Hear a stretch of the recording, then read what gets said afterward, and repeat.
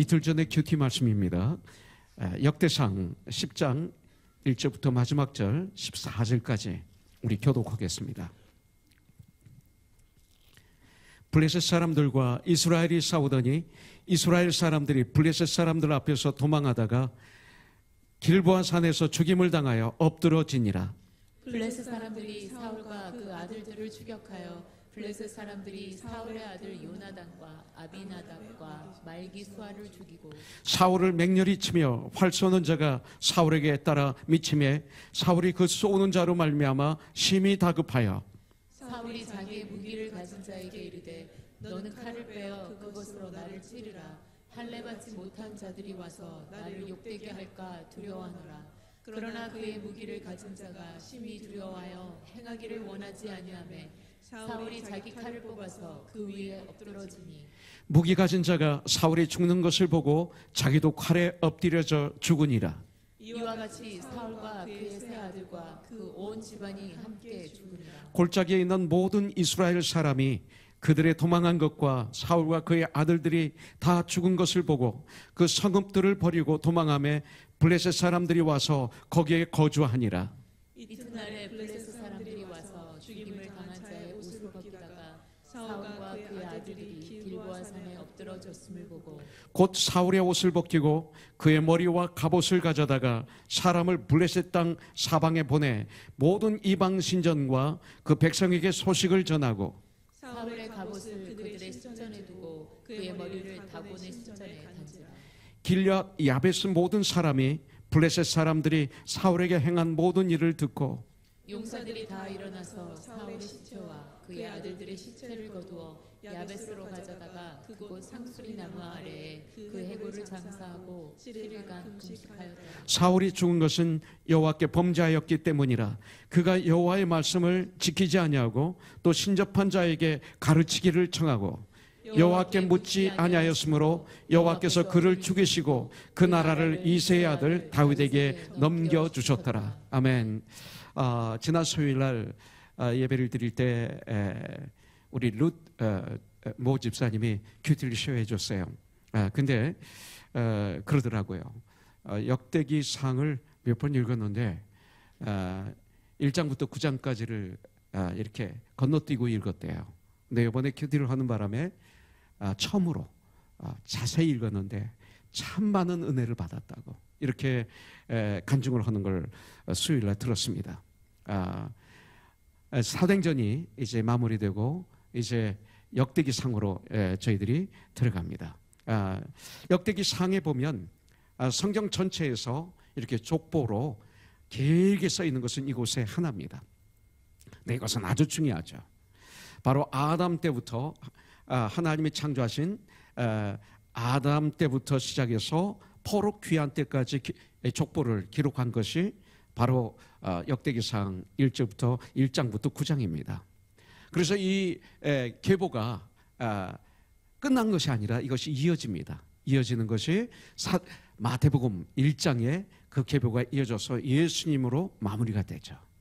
그래서 이 역대기상의 족보는 마태복음 1장에서 마무리되는 것을 여러분들이 기억하면 여러분들이 그 믿음 생활에 또 성경 공부에 또 큐티할 때 아주 도움이 됩니다.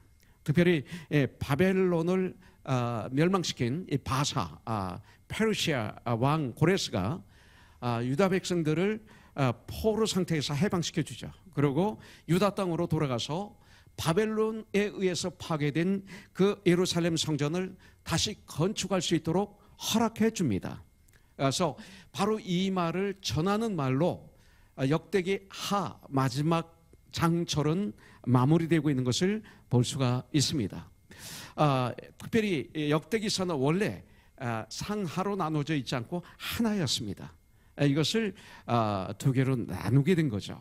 그래서 이 역대기서 전체는 바벨론의 느부갓네살 왕에 의해서 나라를 잃어버리고 이제 포로로 끌려갔죠. 이스라엘 백성들이. 그리고 온갖 고난과 고초와 수모를 당하며 살던 하나님의 백성들이 이제 포로 생활을 마치고 예루살렘으로 귀환 돌아와서 기록한 말씀, 이것이 바로 역대기 상하가 되겠습니다.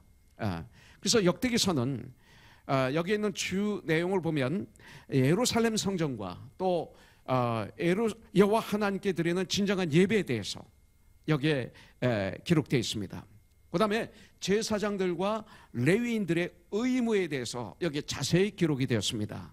그리고 여기에서 중요한 그 메시지 중에 하나가 뭐냐면 우상을 버리고 그리고 여호와의 말씀대로 사는 하나님의 사람들을 하나님은 축복하시고 그리고 순종하지 않는 사람들에게는 저주와 형벌을 내린다는 내용들로 주 내용이 가득 차 있습니다. 특별히 오늘 우리가 나눌 말씀 역대기상 10장에서 이제 이스라엘은 블레셋과의 전쟁에서 이제 패합니다. 그리고 사울과 그의 세 아들들은 처참하게 죽습니다. 그리고 역대상은 이스라엘의 초대왕 사울이 어떻게 죽었는가에 대한 이야기만 있습니다. 사울 왕의 그 라이프 스토리는 없어요. 어떻게 죽었는가만 여기 기록이 되어 있어요. 근데 사무엘상에 보면 같은 내용들이 있죠. 사무엘상 2장에 보면 그 사울의 아들 이스보셋이 살아남은 아들이 하나 있죠. 이스보셋은 사울의 군장 아브넬 그랬어요. 군장이라는 것은 군대의 최고로 높은 사람이라는 뜻입니다. 그래서 그 아브넬과 함께 마하나임에서 이스라엘 왕에 오르게 됩니다. 그리고 2년 동안 그가 이스보셋이 왕 노릇을 하게 됩니다. 그 당시 다윗은 헤브론에서 유다 지파에게만 왕이 되는 거죠. 그래서 헤브론에서 7년 반 동안 유다 지파의 왕으로 인정을 받게 됩니다. 그러나 모든 이스라엘 장로들의 그 지지를 받아서 마하나임에서 왕이 된 이스보셋, 여러분들 이스라엘 대부분의 지파의 왕이 된 거죠. 11지파, 10지파에서 11지파, 베냐민이 저기 많이 있었으니까 그 이스라엘의 장로들이 이스보셋을 다 지지했다는 것입니다. 우리에게는 이스보셋보다 누가 더 유명해요? 다윗이 유명합니다. 당연히 다윗이 왕이 돼야 되는데 왜 이렇지? 이럴 수도 있습니다. 그러나 그 당시 상황은 그렇지 않았습니다. 그 당시 이스라엘 사람들이 보기에는 다윗은 사울 왕을 피하여 망명했던 사울의 옛 신하, 이것이 바로 다윗에 대한 생각이었을 것입니다. 그러나 이스보셋은 사울 왕의 아들, 왕자 이렇게 되는 것입니다. 보통 왕자가 왕위를 계승하잖아요, 세상적으로요. 그래서 바로 왕자였습니다. 그렇기 때문에 이스라엘 백성들 또 이스라엘의 장로들이 자연스럽게 이스보셋을 지지해서 이스보셋이 왕이 됐던 것입니다. 그러나 사울 왕조의 정통성은 당연히 다윗이 아니라 이스보셋이라고 그들이 믿었지만 이스라엘 백성들이 믿었고 이스라엘 장로들이 믿었지만 그렇지 않다는 것입니다. 이스보셋의 나라는 하나님께서 인정하신 나라가 아니었습니다. 모든 사람이, 아니 80% 90% 이상이 찬성한다 하더라도 하나님이 인정하신 나라가 아니었습니다. 그래서 사무엘 하에서는 잠깐 이스보셋에 대한 말씀이 나옵니다. 그러나 이 역대상에는 이스보셋에 대한 이야기가 없어요. 역대상은 바로 다윗 왕의 초점을 맞춥니다. 왜 그런지 아세요? 이스라엘이 죽을 때 12아들을 축복하죠, 야곱이. 그때 유다 지파의 후손에서 메시아가 태어나실 것을 예언합니다. 그래서 결국 다윗의 후손 자손 중에 메시아가 태어날 것을 아는 거죠. 그래서 사울 왕 이스보셋, 그냥 이스보셋 나오지도 않고 사울 왕이 죽으면서 그 다음에 다윗에게 초점을 맡은 그런 말씀으로 이어지는 것을 역대기에서 볼 수가 있어요. 그래서 역대기상 10장 6절에 이와 같이 사울과 그의 세 아들과 그 온 집안이 함께 죽으니라 하고 사울은 끝이 납니다. 이렇게 해서 초대왕 사울의 왕조는 여기서 끝이 나는 거죠. 그리고 이제 하나님은 나라를 다윗에게 돌리셔서 예수님까지 가게 하는 거예요. 그래서 역대기상 1장부터 쭉 나오는 족보는 아주 중요해요. 그러면서 이제 이 족보가 이어져서 마태복음 1장부터 쭉 나오면서 예수님으로 완성이 되는 것을 볼 수가 있습니다. 전 세계에 하나님이 천지 만물을 창조하시고 아담과 이브를 창조하시고 그의 계보가 이렇게 내려온 것은 어디도 없어요. 저는 역대기상 1장, 2장, 3장, 4장, 5장, 6장 이런 가운데 소름이 끼쳤어요. 이것을 보고도 예수님을 믿지 않는다면 이것은 말이 되지 않는다, 이런 생각이 저 안에 들어왔어요. 여러분들, 사울의 죽음은 너무나 비참했어요. 블레셋 사람들이 그의 시체를 아주 욕보였어요. 사울의 갑옷을 벗겨서 여러분들 그들이 섬기는 신전에 두었어요. 사울의 목을 잘라가지고 다곤의 신전에 매달아 놨어요. 사무엘상 31장에 보면 사울의 시체는 벳산 성벽에 못으로 박혀버렸어요. 사울 왕의 마지막은 너무나 비참했어요. 여러분들, 블레셋 사람들이 사울과 세 아들의 시신을 욕보입니다. 이것은 왜 그래요? 왜 벳산 성벽이 그것을 못으로 받고 다곤 신전에 머리를 잘라서 걸어놓고 갑옷을 신전에 놔두고 왜 그랬어요? 자기들의 신의 위대성, 자기들이 그 승리의 쾌감, 승리를 기뻐하고 누리는 거예요. 누리는 거예요. 자기들의 힘을 마음껏 자랑하는 거예요. 이런 블레셋 사람들의 전쟁에서 승리했을 때의 모습을 보면서 저는 소스라치게 놀란 게 있어요. 내가 깨어있지 않으면, 우리가 깨어있지 않으면 열심히 주님 일을 한다고 하면서 이런 기쁨을 누릴 수가 있구나, 이런 걸 깨닫게 됐어요. 여러분들 정말 형제자매를 사랑하시나요? 원수까지도 사랑하시나요? 성경 그렇게 말씀하셨거든요. 죄는 미워하되 그 사람은 미워하지 말라고 그랬잖아요.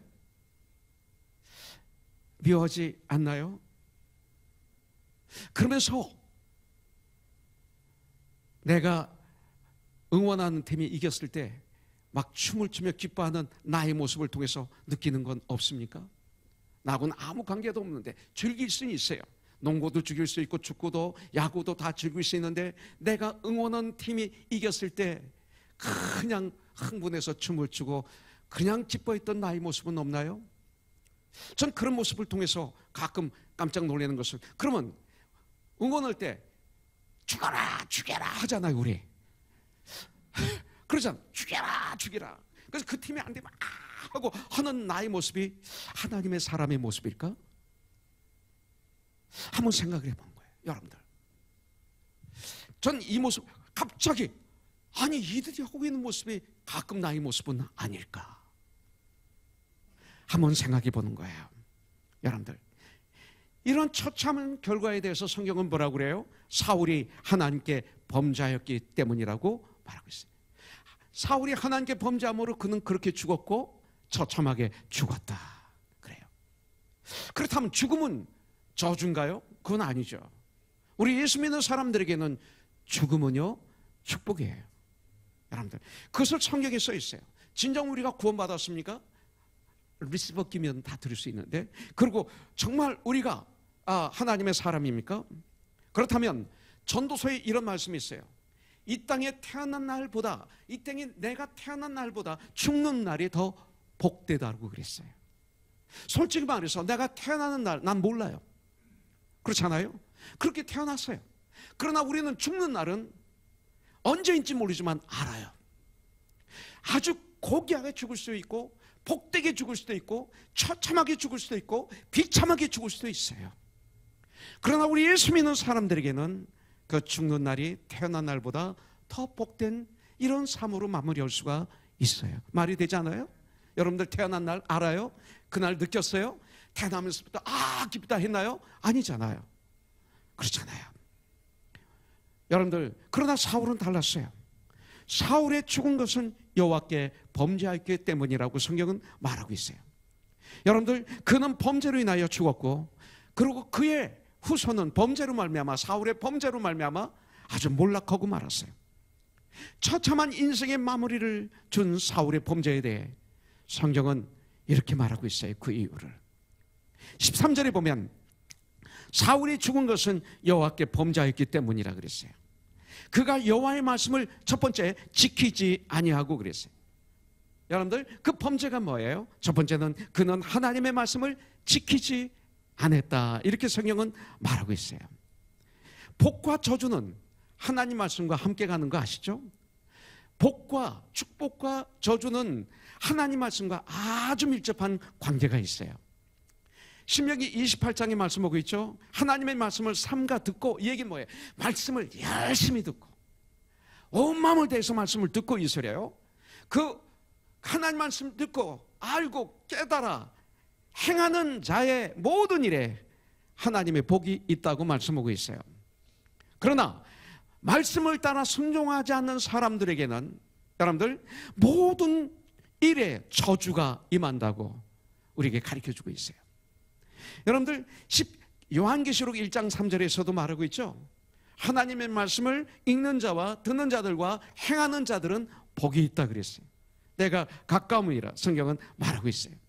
시편 1편에서도 복 있는 사람이 나와요. 복 있는 사람이 누구예요? 하나님 말씀을 즐거워하는 자. 그래서 하나님 말씀을 낮과 밤으로 묵상하는 자. 이 묵상은 뭡니까? 계속 하나님 말씀을 생각하는 거죠. 그것만으로 끝나는 게 아닙니다. 이 묵상은 뭐냐면 하나님 말씀에 나를 비추어서 내 생각을 보는 거예요. 그리고 내가 지금 쓰고 있는 언어를 보는 거예요. 내가 지금 다니는 직장을 보고 사업을 보고 가정을 보고 나의 삶을 들여다보는 거예요. 거울을 보면서 얼굴을 보는 것처럼 하나님 말씀을 통해서 나를 보는 행위, 이게 묵상이에요. 이런 삶을 사는 삶을 축복이라고 했어요. 이렇게 사는 사람들은 악인의 길을 쫓지 않고 죄인의 길을 서지 않고 교만한 자의 자리에 앉지 않게 된다고 말씀하세요. 그런 사람을 일컬어 시냇가에 심은 나무라고 하는 거예요. 시절을 쫓아 과실을 맺는 거예요. 그렇게 사는 자체를 복이라고 그러는 거예요. 바로 시냇가에 심은 나무같이 시절을 쫓아 열매를 맺는다. 내가 원하는 걸 갖는다. 내 인생이, 내 물질이 풍요롭고 내 삶이 풍요롭고 여기에 맞추지 마세요. 그건 부수적인 거예요. 여러분들 이렇게 주님의 말씀을 즐거워하고 그 말씀을 낮과 밤으로 묵상하는 삶을 시냇가에 심은 나무로 비유하고 있는 거예요. 이것을 복이라고 그래요. 여러분들 모든 사람들이 이 복을 사모합니다. 복을 갖기를 원합니다. 그래서 중국에 가니까 붉은 글씨로 복을 써놨는데 거꾸로 써놨어요. 명절 음력 설 때 갔는데, 왜냐하면 복이 새지 말라고 그렇게 써놓은 거예요. 그만큼 복을 좋아해요. 근데 이 복이 성경에 보니까 말씀과 관계가 있어요. 하나님 말씀과 관계 있어요. 우리들이 두려워하는 저주가 있죠. 이 저주도 또한 이 말씀과 관계가 되어 있음을 성경은 우리에게 가르쳐주고 있어요. 하나님의 말씀은 영적인 호흡입니다. 하나님의 말씀은 영적인 양식입니다. 어떤 분은 그래요. 기도는 영적인 호흡이고 말씀은 영적인 양식이라고 그러는데 전 그렇게 생각하지 않아요. 말씀이 영혼의 호흡이에요. 거기는 후 뱉는 것은 호흡, 후 뱉는 것은 우리가 기도하는 거예요. 찬양하는 거예요. 예배를 드리는 거예요. 들여마시는 것은 하나님의 말씀을 받는 거예요. 그래서 하나님의 말씀 영적인 호흡이다. 영혼의 호흡이다. 또 하나님의 말씀은 영적인 양식이다. 이렇게 저는 받아들였어요. 우리가 성경 말씀을 읽으면서 하나님을 만나게 됩니다. 성경을 깊이 묵상하면서 하나님의 뜻을 깨달아 알게 됩니다. 그런데 이 성경은 성령의 감동하심으로 기록된 그 진리의 말씀이기 때문에 성령님의 도우심을 받지 않으면 하나님의 말씀은 깨달을 수 없고 알 수도 없고 어리석게 보여요. 아무리 공부를 많이 해도, 여러분들 아무리 좋은 학교를 나와도 하나님 말씀은 깨달을 수 없어요. 제가 샌안토니오 텍사스에서 목회할 때 홍종문 중령님이라고 저에게 나오셨어요. 공항에서 부대까지 라이드를 해드렸기 때문에 고마워서 인사차 나온 거죠. 생전 처음 교회를 나왔어요. 근데 그날 예수를 영접했어요. 나중에 알고 보니까 이분이 육군사관학교 들어갈 때 1등으로 들어갔어요. 그래서 대통령상을 받았어요. 웨스트 포인트. 그 다음에 육군상학교를 졸업할 때 1등으로 졸업했어요. 대통령상을 받고 졸업했어요. 정부에서 유학을 보내주셔서 일리노이스 주립대학에서 공학 박사학위를 받았어요. 그러나 다음에 주님을 영접하고 저희 교회에서 영적 성장 기본 진리를 공부했는데 9주만 공부. 왜 9주 있다가 다 떠나니까. 네. 9주 동안 공부하고 마치지 못하고 떠났어요. 저희 교회에서는 국군 장교들이 오시면 영한 성경, 가죽 성경을 선물로 드렸어요. 조건은 한번 읽는 거로. 이분에게도 드렸죠. 그랬더니 가서 편지가 왔어요. 목사님, 제가 온 성도들 앞에서 성경을 한번 읽기로 약속을 했는데 아직까지도 읽지 못했습니다. 왜 이렇게 성경이 어려운지요. 모르는 말들만 있고 이야기만 있고 너무 글씨도 어렵고 어떻게 하면 성경을 한 번 다 읽을 수 있을까요? 목사님과 약속한 시간은 벌써 훨씬 지났어요. 벌써 한 번 읽을 시간은 지났는데 읽지를 못했어요. 어떻게 하면 이 성경을 읽을 수 있을까요? 제가 보니까 목사님 성경 앞장에 성경 읽기표가 있는데 그것 좀 보내주세요.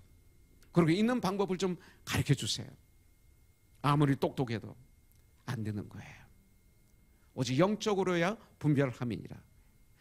고린도서 2장 14절에 보면 하나님의 말씀을, 육에 속한 사람은 하나님의 말씀을 알지는 못하고 깨닫지는 못하고 또 어리석게 본다고 그랬어요. 오직 영적 의로라야 하나님의 말씀을 분별함이니라. 오늘 이 시간 하나님의 성령이 여러분들에게 불같이 임하시기를 주님의 이름으로 축복합니다. 그래서 진리를 깨달아 알고 예수님을 깨달아 알고 말씀을 깨달아 알고 순종하는 것이 뭡니까? 이것이 능력이에요. 바로 이것이 복이에요. 여러분들, 진정한 복은 예수님을 아는 거예요. 그리고 주님을 아는 것만이 아니라 주님의 말씀에 순종하는 삶을 복이라고 성경은 말씀하고 있어요. 그래서 성경은 에베소서 6장에 보니까 성령의 검 곧 하나님의 말씀으로 마귀를 대적하라. 세상을, 마귀를, 세탄을, 악을 대적하는 유일한 무기 성령의 검 곧 하나님의 말씀이라고 말하고 있어요. 사무엘상 13장에 보면 사울이 블레셋과의 전쟁을 하는 장면이 나옵니다. 전쟁의 상황이 이스라엘이 너무나 불리해졌어요. 하나님의 도움 없이는 승리할 수 없다는 걸 사울이 알게 되었습니다. 그래서 사무엘이 제사를 드리기로 해서 지금 기다리고 있어요. 그런데 사무엘이 약속 시간까지 오질 않고 전쟁은 점점 불리해지고 곧 질 것 같고 그랬어요. 다급해진 사울은 제사장만 드릴 수 있는 제사를 자기가 드려버리고 말았어요. 이에 하나님의 명령을 지키지 않은 사울의 범죄를 강하게 꾸짖고 왕의 나라가 길지 않을 것이며 하나님의 마음에 맞는 사람으로 왕 대신 왕을 삼을 것을 사무엘은 사울에게 전합니다. 여러분들, 하나님께서는 하나님의 자녀들이 어떤 상황 속에서도 하나님의 말씀대로 사는가를 항상 지켜보십니다. 여러분들, 사울의 범죄는 여기서 끝나지 않았죠? 13장에서 이런 사건이 생겼어요. 사무엘상. 근데 사무엘상 15장에 보니까 하나님이 사울에게 명령하십니다. 아멜렉을 가서 치는데 네가 이기게 될 것이다. 진멸하라 그랬어요. 진멸하라. 다 죽여라. 죄는 다 죽여라. 그랬어요. 진멸하라. 여기선 우리는 피가 튀는 아주 좀 인륜에 어긋나는 것처럼 보일지 모르지만 우리는 영적으로 죄는 다 진멸해야 돼요. 자, 그런데 이 사울과 그 이스라엘 백성들이 어떻게 했습니까? 아말렉의 왕인 아각과 또 그의 건강한 양들과 그 다음에 또 가장 좋은 것, 또 아주 기름진 것, 어린 양과 그리고 모든 좋은 것들은 다 남기고 가치 없는 아주 낮은 것들만 진멸시켰어요. 그런데 하나님이 사무엘상 15장 21절에 보면 내가 사울을 왕으로 세운 것을 후회하노니 그가 돌이켜 나를 따르지 아니하며 내 명령을 행하지 아니하였음이니라 하신지라. 사무엘이 근심하여 온 밤을 여호와께 부르짖느니라 그랬어요. 하나님의 말씀을 지키지 않았어요. 죄는 사람과 물질과의 관계에서 비롯된 것이 아니에요. 이 말씀을 통해서 보면 죄는 하나님과의 그 하나님의 말씀과의 관계에서 비롯된 것을 알 수가 있어요. 여러분들, 천국과 지옥은 하나님 말씀에 순종하느냐 못하느냐에 따라서 천국과 지옥이 돼요. 로마서에 보면 천국은 먹고 마시는 것이 아니라 의와 희락과 화평이라고 그랬어요. 바로 이것은 하나님 말씀과 관계가 있는 거예요. 하나님 말씀을 지키지 않아서 죽었어요. 이런 저주가 임했어요. 그래서 올해 우리에게 주신 주제 아모스 5장 4절이 중요한 거예요. 여호와께서 코너스톤에게 이르시기를 너희는 나를 찾으라 그리하면 살리라. 이 말씀이 아주 중요한 거예요. 자, 두 번째, 여호와께 범죄한 두 번째 범죄는 뭐예요? 13절에 보니까 그가 여호와의 말씀을 지키지 아니하고, 두 번째, 또 신접한 자에게 가르치기를 청하고 그랬어요. 여러분들, 사울은 신접한 자에게 가르치기를 청했어요. 무당에게 가르치기를 청했어요. 하나님이 가장 싫어하시는 것이 우상 숭배입니다. 하나님은 귀신을 섬기는 자를 저주하십니다. 여러분들, 에레미야서 17장 5절에 보면 여호와께서 이와 같이 말씀하시니라 무릇 사람을 믿으며 하나님을 믿는 것이 아니라 육신으로 그의 힘을 삼고, 내 힘으로, 내 지식, 내 권력, 마음이 여호와께서 떠난 그 사람은 저주를 받을 것이라. 이렇게 성경은 우리에게 알려주고 있어요. 하나님은 우리의 마음이 사람에게 빼앗기는 것도 허락하지 않으세요. 여러분들, 저를 좋아한다고 모든 것 좋아하면 안 돼요. 좋아한다면 내가 주님 앞에 바로 서지 않았을 땐 그걸 위해서 기도해야 되고, 저에게 사랑으로 고면해 줘야 돼요. 전 그동안 많은 걸 봤어요. 우리 크리스천 작가들이 아주 많아요. 크리스천 서적이 얼마나 많이 나와요. 그거 읽어야죠. 읽으면서 우리는 좋은 건 받아들이고 나쁜 건 버려야죠. 마치 우리가 어른이라면 식당에 가서 생선을 먹을 때 살은 발라먹고 뼈는 버리잖아요. 책을 그렇게 봐야 돼요. 성경 외에는 모든 책을 그렇게 봐야 돼요. 모든 책, 크리스천 책 안에도 버려야 될 것들이 무수해요. 그걸 알아야 돼요, 여러분들. 그거 다 받아먹으면 큰일 나요. 가시에 찔러요. 그런데 가만히 보면 그 책을 통해서 은혜를 받으면 그 작가를 너무 사랑해요. 그러다 보니까 작가가 죄를 져도 괜찮고 하나님을 떠나도 괜찮고 뭘 해도 사랑하면서 좋아하고 무조건 따라가요.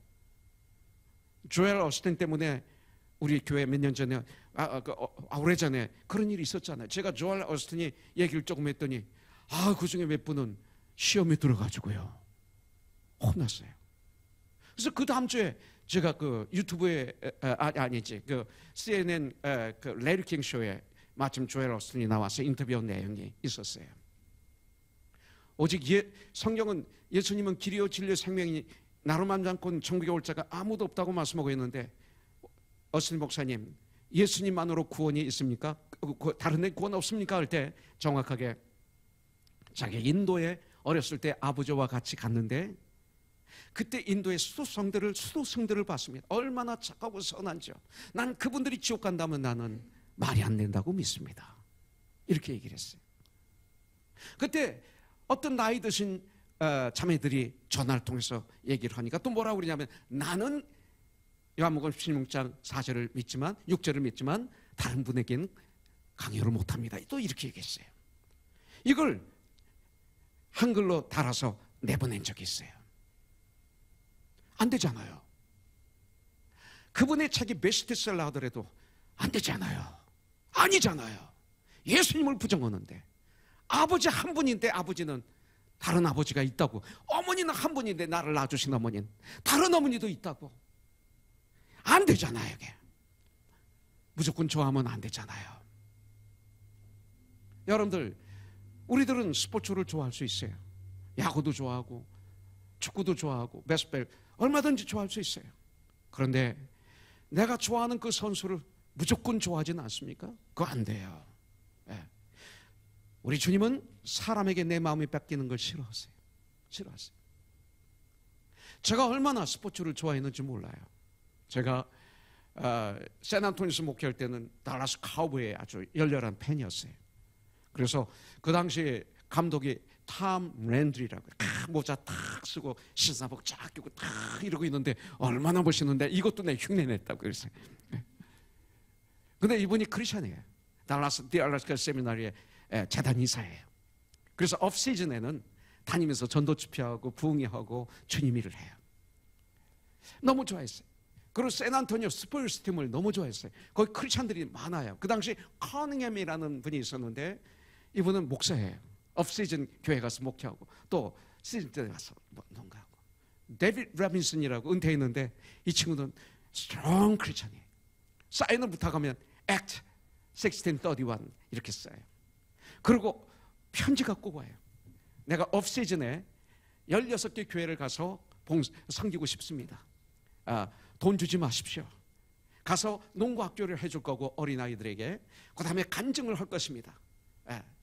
지금부터 나에게 온 편지 중에 첫 번째부터 16번째가 온 순서대로 온 편지에 근거해서 내가 가겠습니다. 원하는 분은 편지 보내주십시오.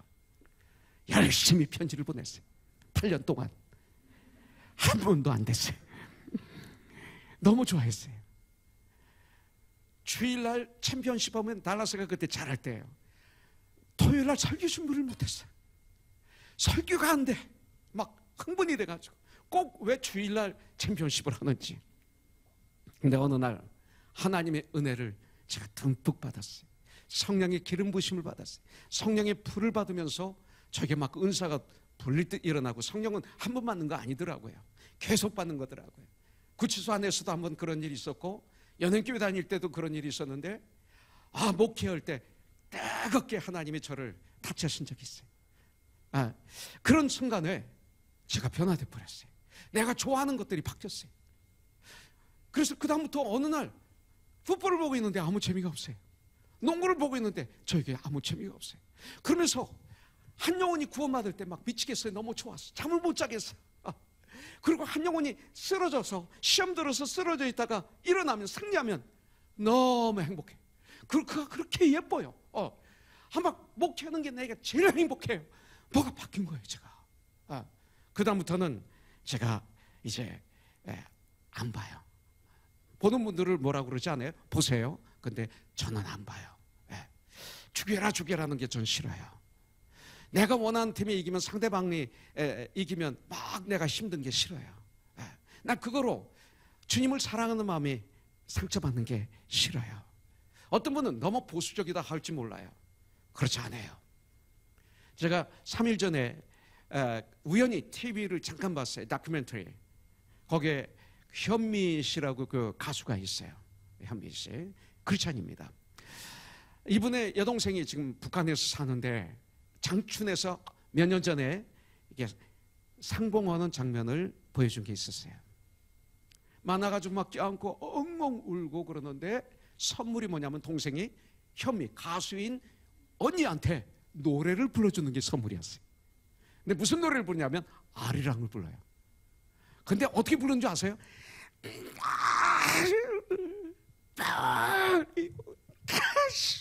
얼굴이 완전히 여기 120%이 가사에 집중하고, 얼굴 막 손도 막 이러고요. 심대 너무 가서 왔는데 막 소름이 끼쳐요, 저에게.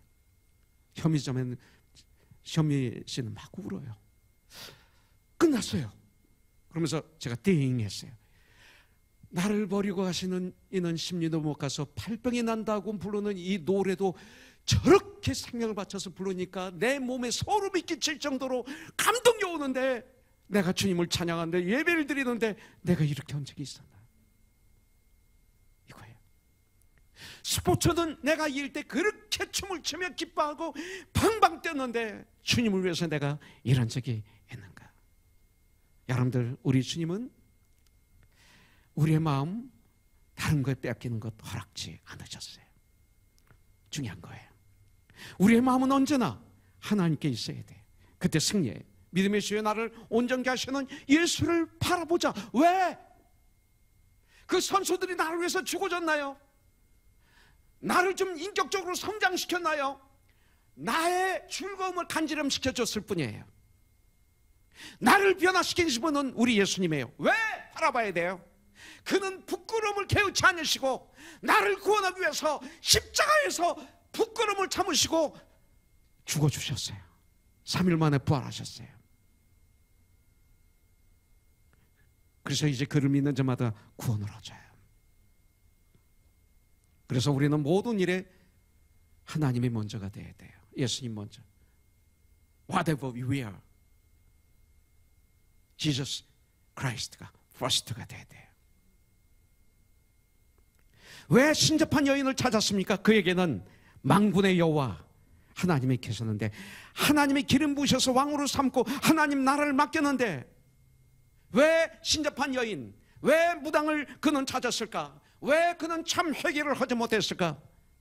왜 그는 주님이 말씀하실 때까지 기다리지 못하고 이 귀신을, 무당을 찾아가서 가르침을 받으려고 했을까? 사울은 말씀의 종인 사무엘과 단절되고부터가 문제였어요. 사무엘은 이미 죽었습니다. 그러나 사무엘과 사울이 단절됐어요. 관계가 끊어지면서부터, 그때부터 사울에게는 문제였어요. 그는 처음 왕으로서 기름 부으심 받을 때 그는 사무엘 선지자를 통해서 하나님의 뜻을 깨달았어요. 사무엘 선지자는 사울 왕의 영적인 안내자였어요. 여러분들, 바로 그러한 존재를 사울은 잃고 말았어요. 사무엘 선지자를 잃었다는 것은, 관계를 절단시켰다는 것은 사실상 은혜의 통로를 상실한 거예요. 그래서 그 후로부터 사울 왕은 방황하게 되고 영적 고아가 되고 말았어요. 이걸 한번 적용해 볼까요? 그가 혹은 목사와 교사로 주셨으니 이는 성도를 온전케 하며 봉사의 일을 하게 하며 그리스도의 몸을 세우게 하려 하심이라. 여러분들, 저와 여러분들의 관계가 단절되면 여러분들에게는 문제가 생겨요. 저도 주님 앞에 바로 서기 위해서 대전쟁을 해야 되고, 고린도전서 11장 1절 말씀 그대로 내가 그리스도를 본받은 자된 같이 너희는 나를 본받는 자가 되라고 전장면서 외치면서 달려가야 됩니다. 그런데 여러분들도 저와 관계가 끊어지면 안 돼요. 예수의 이름으로. 끊어지는 순간 여러분들은 말씀을 받지를 못해요. 제가 이 강대상에서 말씀을 전하는데 이 말씀을 못 받아. 하나님의 말씀에, 제 말이 아니에요. 하나님 말씀을 전달하는 거예요. 그런데 나하고 관계가 끊어지면, 저에게 상처를 받으면, 시험에 들면 그 순간부터 말씀을 받을 수가 없어요. 말씀이 튕겨요. 그리고 정죄하고 판단하고 시험에 들어요. 다 나에게 하는 말이구나. 직접 얘기하지 왜 저렇게 하지 하면서 모든 게 시험이에요. 그래서 너를 가르치는 자를 배나 존경하라고 그랬어요. 이유는 나를 위해서가 아니에요. 나 자신을 위해서예요. 여러분들, 관계가 끊어지지 않도록 하세요. 그분이 옳다면, 그분이 주님 안에서 참 종이라면 관계가 끊어지면 안 돼요. 왜 관계가 끊어졌어요? 교만 때문에 그래요. 교만 때문에. 교만은 시기 질투와 같이 가요. 교만하면, 눈으로 보면 시기 질투예요. 그래서 다윗을 질투하기 시작한 거예요. 겸손하면 박수를 쳐줘요. 4절에 보니까 너는 칼을 빼어 그 소로 나를 찌르라. 할례 받지 못한 자들이 와서 나를 욕되게 할까 두려워하노라. 멋있게 보이죠. 그래도 사울왕의 마지막 참 멋있구나. 이렇게 죽는구나. 그러나 그렇지 않아요. 마지막까지 교만이에요. 할례 받지 못한 자, 자신이 택함 받는 자라고 믿었지만 고단 말이 중요해요. 나를 욕되게 할까 두렵다. 하나님의 영광 가릴까 두렵다가 아니라 나를 욕되게 할까 두렵다. 끝까지 사울은 자기였어요. 나였어요. 나다. 여러분들, 하나님이 아니었어요. 여러분들, 사무엘상 28장 5절부터 7절에 보니까 사울이 블레셋 사람들의 군대를 보고 두려워 그의 마음이 크게 떨린지라 사울이 여호와께 붙잡으되 여호와께서 꿈으로도 우림으로도 선지자로도 그에게 대답지 아니하시므로 사울이 그의 신하들에게 이르되 나를 위하여 신접한 여인을 찾으라. 내가 그리로 가서 그에게 물으리라 하니 그의 신하들이 그에게 이르되 보소서 엔돌에 신접한 여인이 있나이다. 여러분들의 친구가, 여러분들의 동역자가 이런 사람이면 안 돼요. 안 됩니다 해야죠. 그죠? 이런 사람이 되면 안 돼요. 여러분들 깨어있지 않으면 내가 이런 사람이 돼요. 큰일 나요. 아닙니다. 왕이셔야 하죠. 그죠? 자, 사울의 생각으로는 하나님께서 답변하지 않으시기 때문에 신접한 여인을 찾았다고 변명합니다. 그러나 하나님께서는 하나님께 묻지 않고 신접한 여인을 찾았다고 책망하십니다. 이 얘기는 뭡니까? 그는 전심을 기울여 하나님의 응답하실 때까지 끝까지 하나님을 의지할 마음이 없었습니다. 사울은 자기가 원하는 시간이었습니다. 그래서 사울은 자기 딴에는 하나님을 찾은 것 같았는데 하나님께서는 말씀하십니다. 너는 나를 찾지 않고 신접한 여인을 무당을 찾았다. 무당에게 가르침을 받으려고 했다. 너희 나라는 이것으로 끝이다. 사울의 마지막 음식은 무당이 차려둔 음식으로 끝이 납니다. 이렇게 해서 사울의 나라가 끝나고 다윗의 나라가 시작되는 거예요. 그래서 우리는 신접한 여인을 찾아가서 가르침을 받는 것이 아니라 여호와께서 고노톤에게 이르시기를 너희는 나를 찾으라 그리하면 살리라. 이걸 삶 속에 적용하십시오. 여러분들, 마지막 사울은 어떻게 됩니까? 14절에 보니까 여호와께 묻지 아니하였으므로 여호와께서 그를 죽이시고 그 나라를 이새의 아들 다윗에게 넘겨주셨더라. 이런 일을 통해서 하나님의 뜻을 이루십니다. 사울은 하나님께 묻지를 않았습니다. 하나님의 도움을 받지 못하는 것은 전적으로 우리의 책임인 것을 볼 수가 있어요. 야고보는 뭐라고 말합니까? 너희가 얻지 못하면 구하지 아니하며 말씀하고 있어요. 무엇이든지 나에게 구하라고 성경은 말하고 있어요. 우리 주님은 졸지도 않으시고 주무시지도 않으시고 우리를 밤낮 우리를 지켜주시는 하나님, 그 하나님에게 구하라고 성경은 말씀하고 있어요. 여러분들, 주님은 나와 함께 하세요. 아까 암송했죠. 볼지어다 내가 세상 끝날까지 너와 항상 함께 있으리라. 누가복음 17장에 보니까 뭐라고 말씀하세요? 천국이 여기 있다 저기 있다 할 수 없나니 천국은 너희 안에 있느니라. 너희 중에 있느니라. 내가 너와 함께 하리라. 내 마음의 문 밖에서 내가 문을 두드린다. 그래서 여러분들, 우리도 가끔 부르죠. 주여 오시옵소서, 오소서 주여 이 자리에 임재하소서 하는데 사실은 이 가사는 성경적은 아니에요. 내 문을 가득 닫고 계속 내 여기 계신 주님을 자꾸 오시라고만 하고 있어요. 찬송을 통해서 우리가 하나님 말씀을 왜곡시키는 거예요. 아니에요. 내가 문을 엽니다 라고 해야 돼요. 제가 회개합니다. 성령으로 충만하게 해주세요. 이것이 있어야 되는 거예요. 여러분들, 여기서 우리가 볼 수 있는 것이 있어요. 문제를 떠난 것, 문제를 우리가 만난 것이 문제가 아니라 그때 기도하지 않는데 문제가 있는 거예요.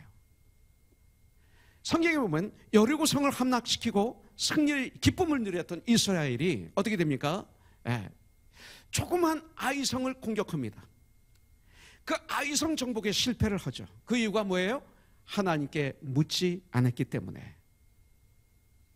스스로 감당할 수 없었다고 생각했던 그 철벽 같은 여리고성을 무너뜨리는 데는 뜨겁게 하나님의 도움을 구했습니다.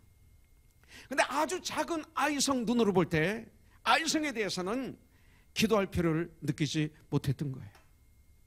저와 여러분들이 오늘 한 가지 깨달아야 될 것은 뭐냐면 문제가 너무나 커서 문제가 아니고 문제가 너무나 작아서 문제 아닌 것이 아니라는 거예요.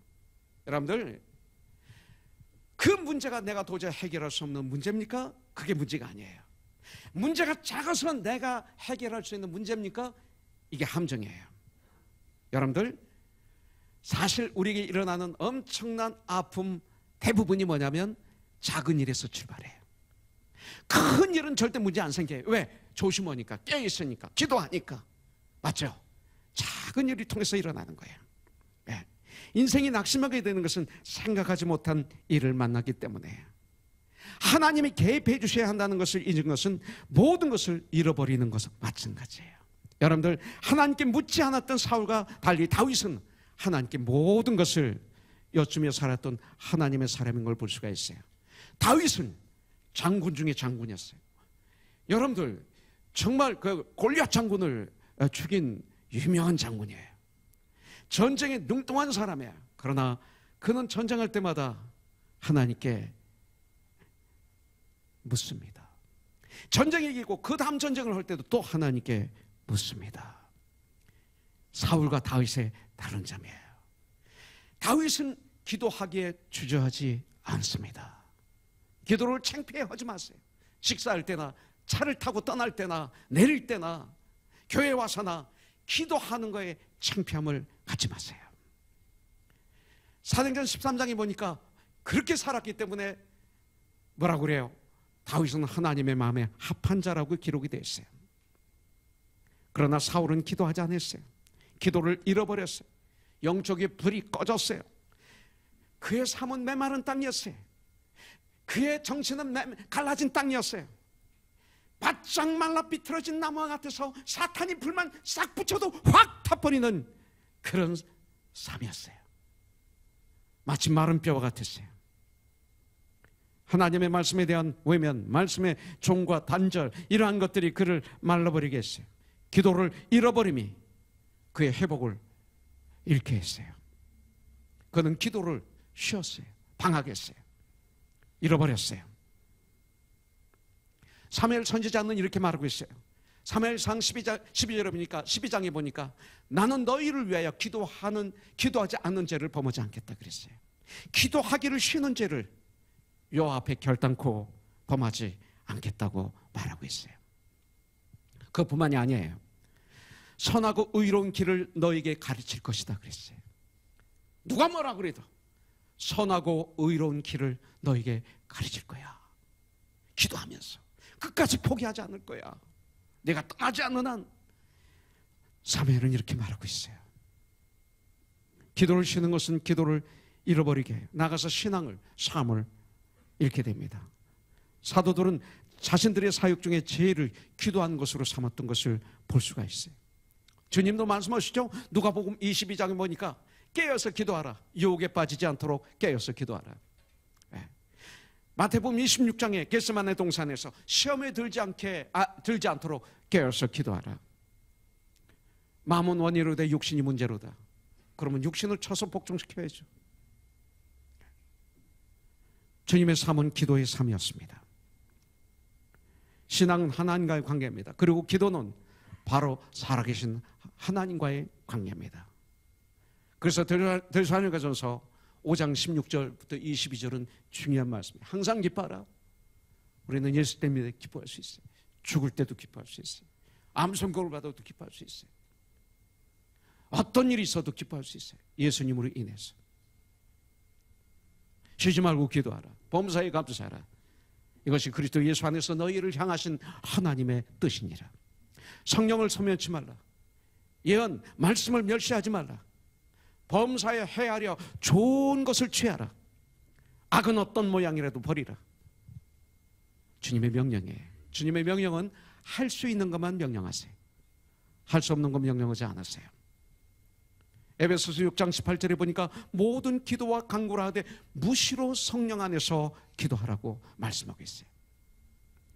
너무나도 많은 이 시대의 그리스도인들이 기도를 쉬는 죄를 범하고 있어요. 이것은 하나님의 능력이 나타나지 않는 가장 큰 이유예요. 이 시대. 여러분들은 지금 기도하고 있습니까? 혹시 기도를 잃어버리진 않았습니까? 아니, 기도를 쉬고 있지는 않습니까? 어떤 분이 조사했는데 이 시대 목사님들의 평균 하루의 기도가 15분이래요. 아니, 저는 15분도 많이 하는 것 같아요. 여러분들은 얼마나 하십니까? 여러분들 기억하셔야 돼요. 하나님이 졸지도 않고 주무시지도 않고 나와 항상 24시간 함께 하시면서 나를 지켜주시고 나를 돌봐주신다고 말씀하셨죠? 마귀도 마찬가지. 우는 사자처럼 24시간 잠도 안 자고 졸지도 않고 우리를 쓰러뜨리기 위해서 발악하고 있어요. 이 얘기는 뭡니까? 위기. 나에게는 위기가 나의 가까이 있다는 걸 알라는 거예요. 기도하지 않으면 그래요. 마치 공기가 이 자리에 가득 차 있듯이 기도하지 않으면 전 그렇게 돼요. 나의 기도의 삶이 숨을 멈추고 있다면 바로 이 시간 하나님의 은혜를 구하세요. 바로 지금이 그때예요. 고린도후서 6장 1절 2절에 보니까 우리가 하나님과 함께 일하는 자로서 너희를 권하노니 하나님의 은혜를 헛되이 받지 말라. 이르시되 내가 은혜 베풀 때에 너에게 듣고 구원의 날에 너를 도왔다 하셨노니 보라 지금은 은혜를 받을 만한 때, 보라 지금은 구원의 날이다. 보라 지금. 오늘 이 시간 우리는 성령님께 기도를 회복해 해달라고 기도하세요. 그러면 마른 뼈에 생기를 부어주셨던 우리 주님께서 오순절 마가의 다락방에서 정말 두려움에 떨고 덜덜 떨면서 기도하고 있던 그 120명의 제자들에게 임하셔서 저들을 뜨거움의 사람으로 변화시켰었던 주님께서 바로 오늘 이 시간 지금 나에게도 그런 새 힘을 부어주실 줄 분명히 믿습니다. 사울 왕은 처음에 좋았습니다. 그러나 마지막 지키지 못한 사람이었어요. 첫사랑을 잃어버렸어요. 오늘 이 시간 첫사랑을 회복하십시오. 요한계시록 2장 4절 5절에 보니까 에베소 교회가 첫사랑을 잃어버렸어요. 어디서 잃어버렸는데 그 첫사랑을 다시 찾지 않으면 내가 초태를 옮기겠다고 말씀하고 있어요. 지금 어떻습니까? 나는 우리들이 한결같은 하나님의 사람이 되기를 기도합니다. 끝까지 승리하는, 내가 태어날 때보다 죽음이 더 아름다운 이런 하나님의 사람, 여호와께서 나에게 이르시기를 너는 나를 찾으라, 그리하면 살리라. 이런 삶을 살면, 어제 큐티 마지막 절이 뭐예요? 역대상 11장 6절이에요. 9절이에요. 거기 보면 만군의 여호와께서 함께 계시니 다윗이 점점 강성하여지더라 그랬어요. 주님이 나와 함께 하시면 우리의 삶은 점점 강성해질 줄 믿습니다. 예수님을 아는 이와 믿는 일에 하나가 되어 온전케 되어 예수님의 장성한 분량에 충만한 데까지 이르게 되는 거죠. 성령의 9가지 열매가 열리는 거죠. 그러면 일주일 동안 우리의 삶의 현장에 천국이 되는 거예요. 나를 통해서 내 삶의 현장에 하나님의 나라가 임하시는 거죠. 우리가 올렸던 주기도문이 거기서 이루어지는 거죠. 모든 교회가 그렇게 된다면 이 땅은 하나님의 나라가 되지 않을까요? 그런 코너스톤, 그런 여러분들이 되기를 이 시간 기도하십시오. 우리 한번 기도하는 시간 갖기를 원합니다. 간절히 기도하죠. 이 시간 회복하는 역사, 회개의 역사, 결단하는 역사, 이 시간이 있기를 원합니다. 여러분들 기도하십시오. 기도하시기 바라겠습니다. 입을 벌려서 기도해도 좋고 뜨겁게 마음으로 기도해도 좋습니다. 기도하세요.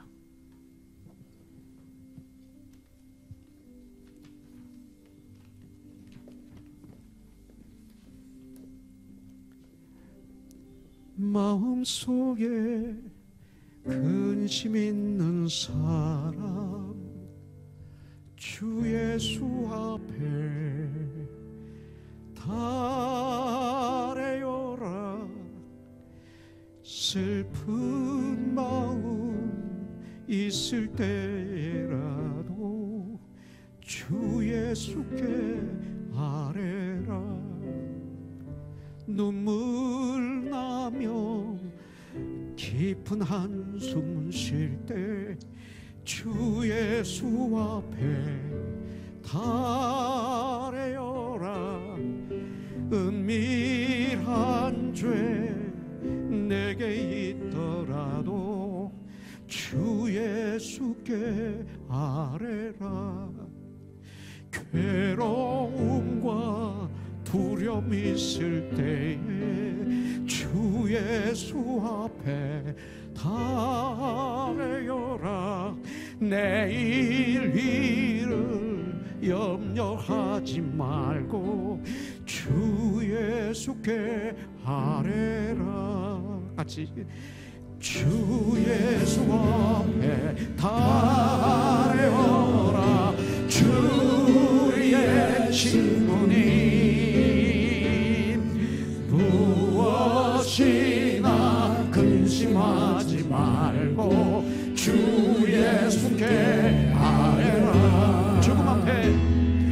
죽음 앞에 겁을 내는 자여 주 예수 앞에 달려라. 하늘나라 바라보는 자여 주 예수께 아뢰라. 주 예수 앞에 달려라. 주의 친구님